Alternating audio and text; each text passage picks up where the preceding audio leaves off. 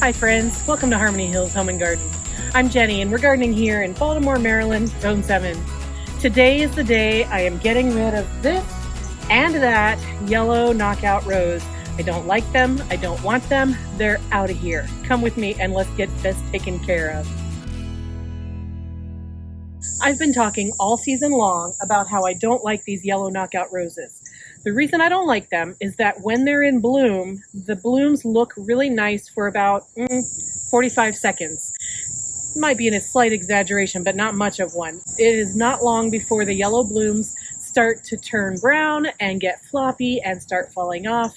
And all season long, even though I took pretty good care of them, there wasn't a day that I thought that the whole shrub looked nice, because most of the flowers look like they're dead at any given time. So they just really are not speaking to me. I do like yellow roses, but these are just not the ones I want. So out they come.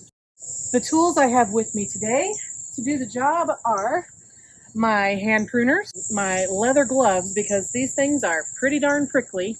I have my loppers, and if I need it, I've got my handsaw, and then my handy dandy shovel and spade, and I'm putting the waste into a wheelbarrow, and I brought up a bucket so that I can put the woodiest stems in a bucket by themselves, because they won't do well in the compost pile. You know, it's my garden philosophy that if you don't like what's in your garden, take it out. And these shrubs just have not, well, they just don't float my boat. So yeah, it's time for them to go. In fact, it's past time for them to go. And so today's the day. The first thing I'm going to do is to take off as much of the green leaves and stems as I can. And I'm just going to put them in my wheelbarrow to go into the compost bin. I do like to make them small though, because they just decompose that much faster. Any bigger, woodier stems, like this is still green, but it's pretty thick. It's going in this bucket because it won't do well in the compost.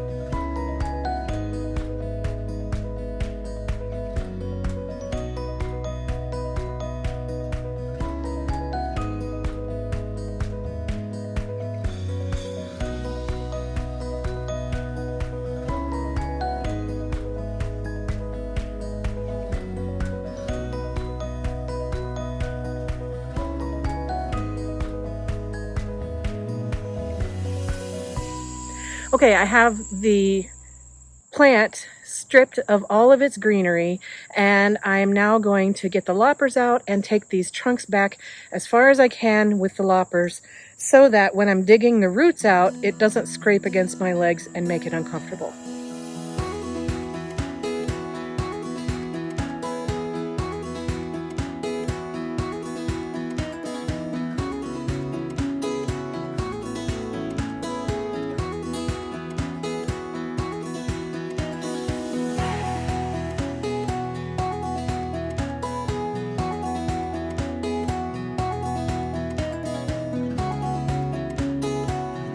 Okay, so now I've got it down to the smallest stump possible with my loppers, and now it's time to just dig out those roots.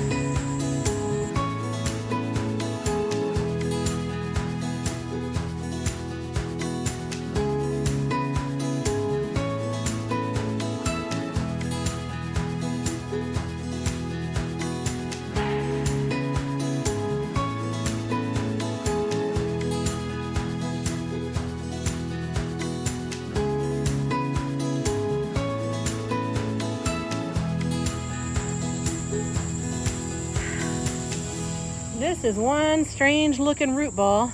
You see how these roots are all doubled back on themselves and twisted underground? So it seems like when this got planted, whoever planted it didn't really spread the roots out. Like this one just got folded back on itself. And that's gonna make this plant weaker. I'm kind of glad it was this way for today because it made it easier to get out of the ground. But if you're planting a new rose, you really want to spread the roots out and not fold them back on themselves like this. This one just didn't really root into the ground very far. So I don't know if that had anything to do with how it looked. Probably not, but maybe, I don't know. So there's one done.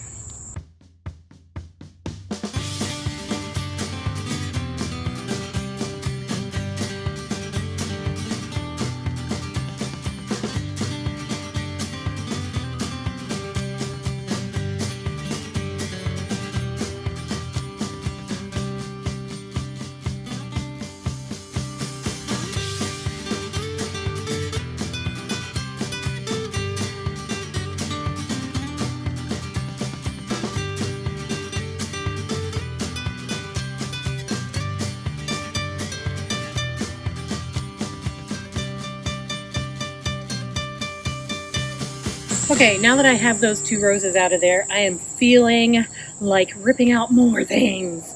I'm kind of going to be ruthless today. If it's not performing, it's out. So that means this zucchini plant. I've never gotten any female flowers on it, so it has never set any fruit. It's looking terrible. I don't know how to grow zucchini. Clearly, it's out of here. Spaghetti squash, same thing. It's looking really bad, and it's never set any female fruit. I've got no squashes on it, so out of there. And this poor cucumber, even though it was doing so very well, it was giving us lots of cucumbers. Lots. We got 5 off of it. The deer got to it. It's no longer viable. Out it goes. Let's see what this garden looks like after these changes. Now my incredible, it does need to come out and be moved, but not because it's underperforming, but instead because it's nice salad food for deer. It's been devastated. I need to move it to the backyard, but I haven't picked out my spot yet, so this is going to stay here for right now. But I have sprayed it, and I'm hoping the deer stay away from these leaves, which they missed.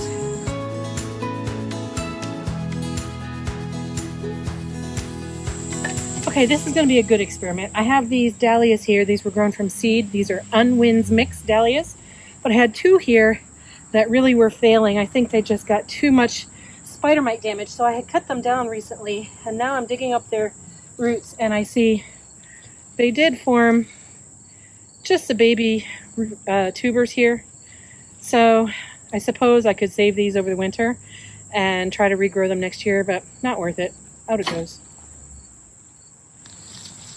And here's the other one. This one's got better roots. In fact, it's got an eye already sending up new shoots. So this would be viable if I wanted to save it over the spring, but because it had so much spider mite damage, I don't want to keep it in case it's diseased in the tubers. So out it goes. This dahlia, it's pretty pathetic. It's part of a clump that I thought I dug out last year, but apparently some of the tuber got left in the ground. And so it came up, but it has really struggled and it is so far gone. It's out of here.